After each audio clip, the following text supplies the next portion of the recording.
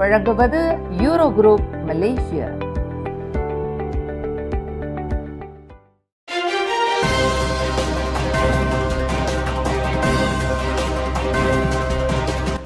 வணக்கம். திசைகளின் 10 மணி செய்திகள். தலைமை நீதிபதி நியமனம் குறித்து நாளை அறிவிப்பு வெளியிடப்படலாம். மலேசியாவின் புதிய தலைமை நீதிபதி குறித்து விவாதிப்பதற்கு இன்று தொடங்கிய ஆட்சியாளர்கள் மாநாட்டில் தாம் ஆஜரானதை பிரதமர் டத்தோஸ்ரீ அன்வர் இப்ராஹிம் உறுதிப்படுத்தினார்.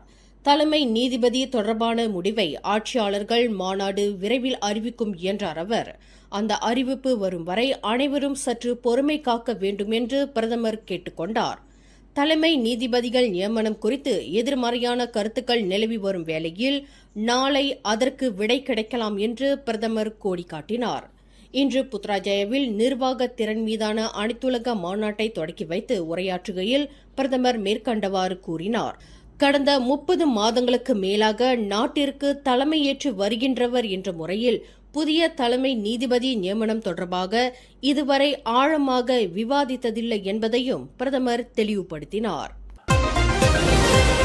மலேசியாவிற்கு வங்காளதேச தொழிலாளர்களை கொண்டு வருவதற்கு கோலாலம்பூர் அனைத்துலக விமான நிலையத்தின் அமலாக்க அதிகாரிகளுக்கு லஞ்சம் கொடுத்து தங்கள் நாட்டை சேர்ந்தவர்களை தெரிவித்து வந்ததாக நம்பப்படும் 2 வங்காளதேச பிரஜைகள் கைது செய்யப்பட்டுள்ளனர். 2 வங்காளதேச பிரஜைகளில் ஒருவர் தங்கள் சொந்த நாட்டில் சுற்றுலா பயண நிறுவனத்தின் இயக்குநர் என்று அடையாளம் கூறப்பட்டுள்ளது. அந்த 2 நபர்களையும் வரும் ஜூலை 20ஆம் தேதி வரை தடுத்து வைப்பதற்கான நீதிமன்ற ஆணையை மலேசிய ஊழல் தடுப்பு ஆணையமான SPRM பெற்றுள்ளது. சுபாங் ஜயாவில் உள்ள ஒரு தனியார் பல்கலைக்கழகத்தின் வளாகத்தில் நேற்று நடந்த ஒரு தாக்குதல் சம்பவத்தில் தனது முன்னாள் காதலியை வெளிநாட்டு மாணவர் ஒருவர் கத்தியால் குத்தி காயம் விளைவித்த சம்பவம் அந்த பல்கலைக்கழகத்தைச் சேர்ந்த மாணவர்களை அதிர்ச்சியில் உறைய வைத்துள்ளது. உள்ளூர் நாளேடு ஒன்று நடத்திய ஆய்வில் மாணவர்கள் தொடர்ந்து வகுப்புகளுக்கு செல்வதை காண முடிந்தது. ஆனால் இப்படியொரு சம்பவம் நிகழ்ந்திருப்பது அவர்களுக்கு பெரும் சங்கடத்தை ஏற்படுத்தியிருப்பதை பலர் ஒப்புக்கொண்டுள்ளனர்.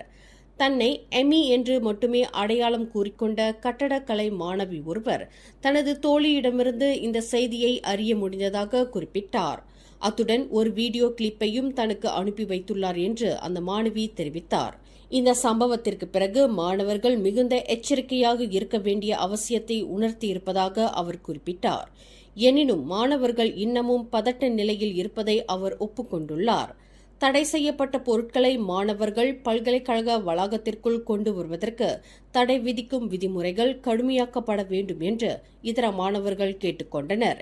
20 வயதுடைய தனது முன்னாள் காதலியை கத்தியால் குத்தி காயம் விளைவித்த அந்த 21 வயது வெளிநாட்டு ஆடவர் தற்போது போலீசாரால் கைது செய்யப்பட்டு தடுத்து வைக்கப்பட்டுள்ளார்.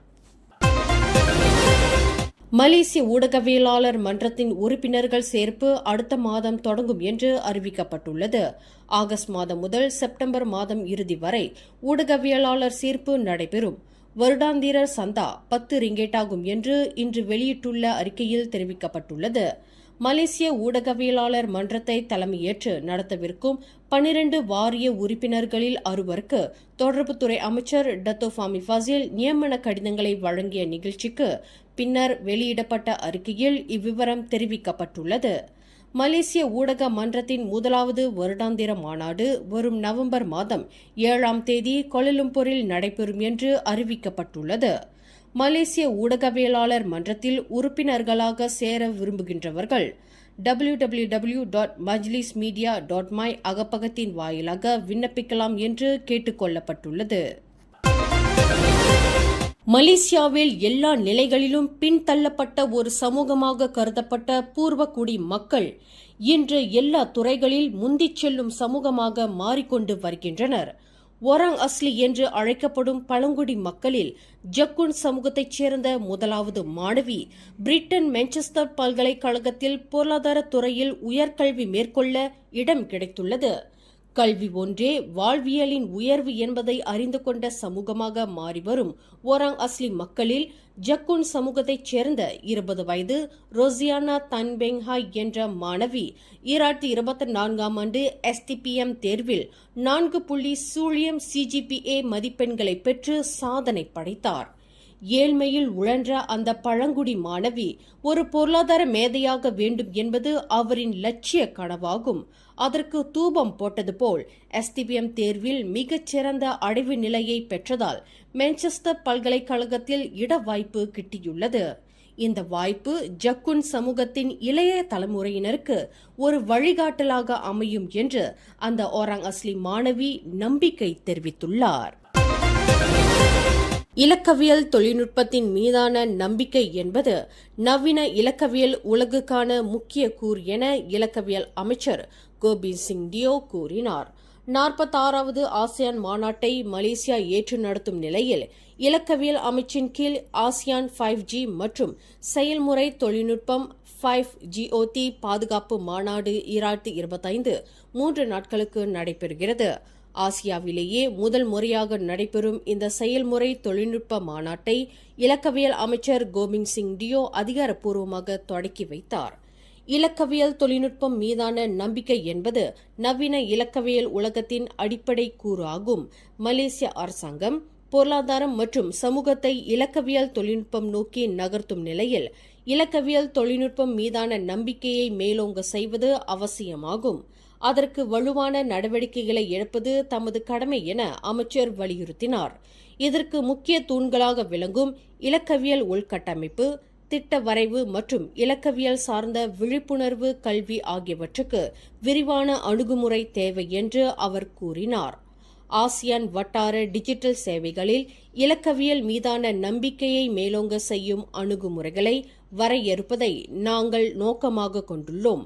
ஆசியானில் 5G மற்றும் செயல்முறை தொழில்நுட்ப பாதுகாப்புக்கான பகிரப்பட்ட கட்டமைப்புகள் மற்றும் வழிகாட்டுதல்களை நிறுவ தமது அமைச்சு நுண்ணோக்குவதாக அமைச்சர் கோபிந்த் சிங் தெரிவித்தார். நகரி சம்பிலான் மாநில மனிதவள இலாகாவின் ஏற்பாட்டில் மாநிலத்தில் உள்ள 35 தோட்டங்களின் நிர்வாகிகளுடன் இன்று சந்திப்பு நடைபெற்றது. பாட்டிக்சன் கோல்ஃப் ரிசார்ட்டில் நடைபெற்ற இந்த சந்திப்பு நிகழ்வில் தேசிய தோட்ட தொழிலாளர் சங்கத்தின் நகரி சம்பிலான் மாநிலத்தின் செயலாளர் பி. சாந்தகுமார் மற்றும் அவரின் பொது உறவுத்துறை உதவியாளர் ராபர்ட் ஆகியோர் கலந்து கொண்டனர். நகரி சம்பிலான் மாநிலத்தில் தோட்ட தொழிலாளர்களின் அடிப்படை வீட்டு வசதிகள், தூய்மையான குடிநீர் விநியோகம், உள்ளூர் தொழிலாளர்களை அதிக அளவில் வேலைக்கு சேர்த்தல் முதலிய அம்சங்கள் குறித்து முக்கியமாக விவாதிக்கப்பட்டது. நகரி சம்பிலான் மாநில மனிதவள இயக்குநர் ரோஸ்லான் தலைமையில் பிற்பகல் 2 மணிக்கு தொடங்கி சுமார் 3 மணி நேரம் நடைபெற்ற இந்த சந்திப்பு கூட்டத்தில் தோட்ட தொழில்துறையில் அதிகமான உள்ளூர் தொழிலாளர்கள் பணிக்கு அமர்த்தப்பட வேண்டிய அவசியத்தை தோட்ட தொழிற்சங்கத்தின் நகரி சம்பிலான் செயலாளர் பி. சாந்தகுமார் வலியுறுத்தினார். தவிர தேசிய தோட்ட தொழிலாளர் சங்கத்திற்கும் மாப்பா எனப்படும் தோட்ட முதலாளிமார்கள் சங்கத்திற்கும் இடையில் செய்து கொள்ளப்பட்ட கூட்டு சம்பள ஒப்பந்தம் தொடர்பான மகஜரையும் ரோஸ்லானிடம் சாந்தகுமார் ஒப்படைத்தார். கடந்த ஜூலை 6ஆம் தேதி நடைபெற்ற தேசிய தோட்ட தொழிலாளர் சங்கத்தின் நகரி சம்பிலான் மாநிலத்தின் பிரதிநிதிகள் மாநாடு மிக நேர்த்தியாகவும் சிறப்பாகவும் நடைபெற்றது குறித்து இக்கூட்டத்தில் ரோஸ்லான் தமது மகிழ்ச்சியை தெரிவித்துக் கொண்டார்.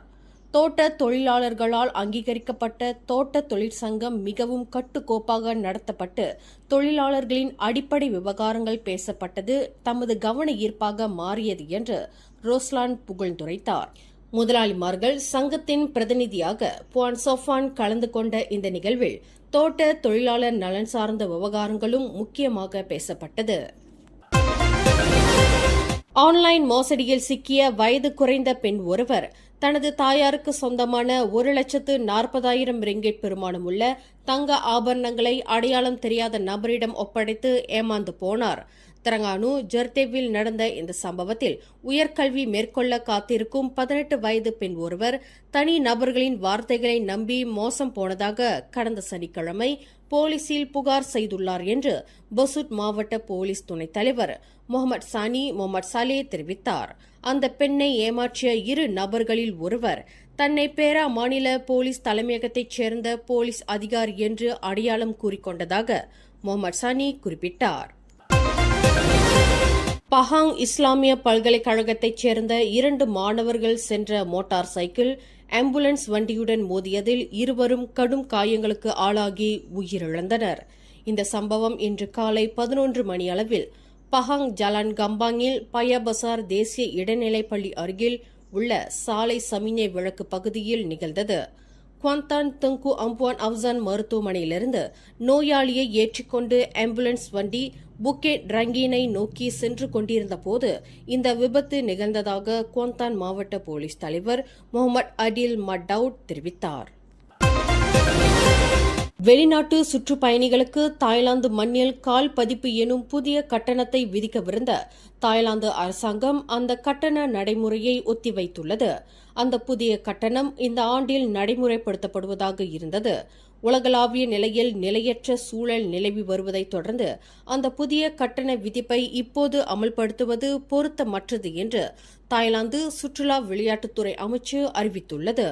அடுத்த ஆண்டு வரை இந்த கட்டணத்தை தாய்லாந்து ஒத்திவைத்துள்ளதாக அது தெரிவித்துள்ளது. கடந்த ஜூன் 24ஆம் தேதி பினாங்கு தாசே குலகோரில் 3 வீடுகளுக்கு தீயிட்டு நாச வேலைகளில் ஈடுபட்டதாக நம்பப்படும் வட்டி முதலைகளின் கையாட்கள் 2 போலீசார் கைது செய்துள்ளனர்.